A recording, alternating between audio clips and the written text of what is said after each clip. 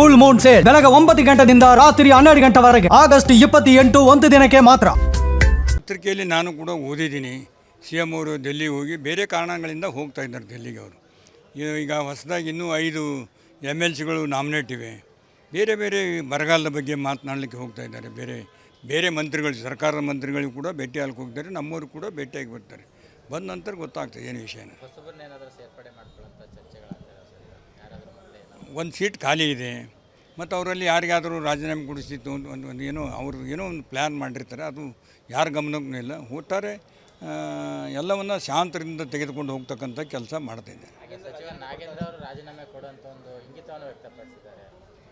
ಅವರು ವಿರೋಧ ಪಕ್ಷದವ್ರು ಹೇಳ್ತಾ ಇದ್ದಾರೆ ನಾಗೇಂದ್ರನ್ ಏನು ದೋಷ ಇಲ್ಲ ಅಂತ ಹೇಳಿದ್ದಾರೆ.